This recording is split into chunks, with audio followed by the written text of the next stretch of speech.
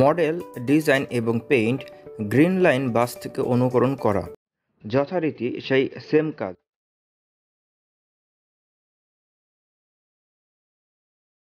তবে এক্ষেত্রে বডি বানানোর ক্ষেত্রে একটু ভিন্নতা লক্ষণীয়।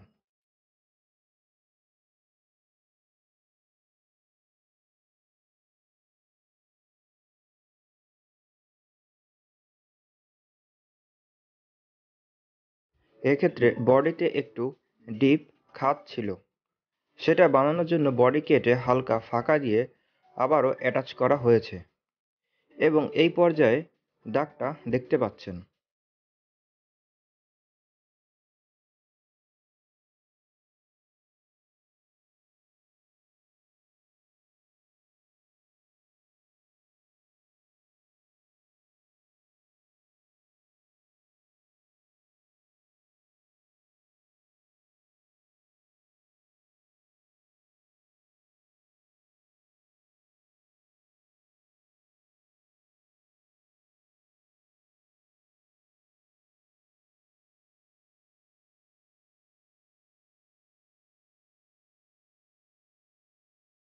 এত ডিটেলস সহ বাস বানানো অনেক কষ্টসাধ্য ও ধৈর্যের ব্যাপার, সাথে লাগবে প্রচুর সময়। বাস লাভিংয়ের অনেক ধরন আছে।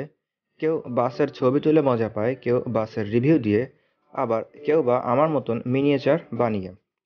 অনেকের কাছে এগুলো জাস্ট খেলনা মনে হতে পারে, কিন্তু প্রকৃতপক্ষে এটিও এক ধরনের শিল্প।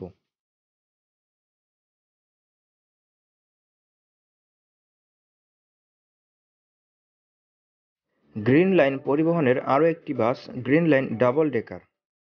এটির মিনিয়েচার রয়েছে আমার চ্যানেলে, ডেসক্রিপশনে লিংক দেওয়া আছে, চাইলে দেখে নিতে পারেন।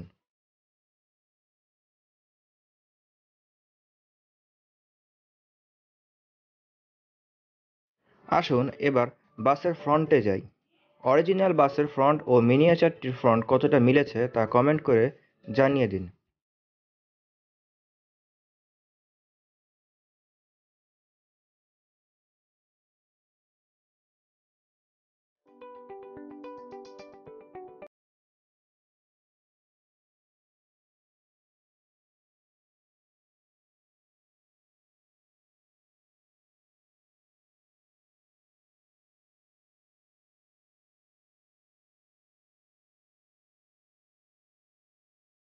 এই বাসটির প্রস্তুতকারক কোম্পানি হচ্ছে ম্যান।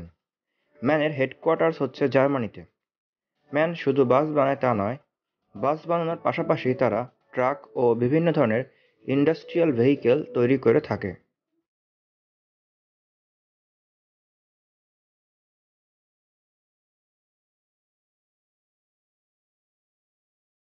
বাসটির উইন্ডোতে ব্লু কালারের শপিং ব্যাগ ইউজ না করলেই সেটি ভালো হতো।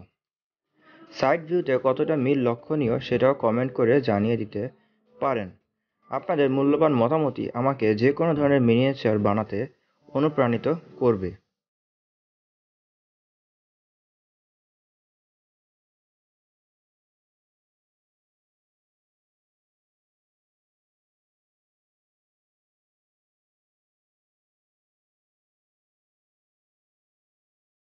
গ্রিন লাইন পরিবহনের এই বাসটি অন্য যে কোনো বাসের তুলনায় একটু অন্যতম।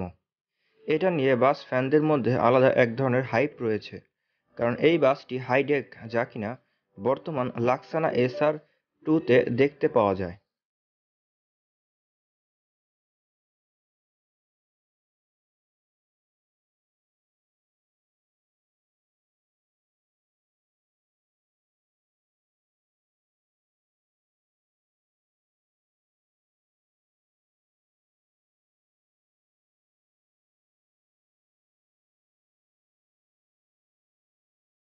এই মিনিয়েচারটি বানানোর কাজ শুরু হয় 10 জুলাই 2019-এ এবং কাজ শেষ হয় 28 জুলাই 2019। বাসটি লম্বায় 26 সেন্টিমিটার, প্রস্থে 5 সেন্টিমিটার এবং উচ্চতায় 6.8 সেন্টিমিটার। আপনি যদি একজন বাস ফ্যান হয়ে ভিডিওটি দেখে থাকেন, তবে আমার বানানো এই মিনিয়েচারটিকে 10-এর মধ্যে কত দেওয়া যেতে পারে তা কমেন্ট করে জানিয়ে দিতে পারেন। ভালো থাকবেন সবাই। আল্লাহ হাফেজ।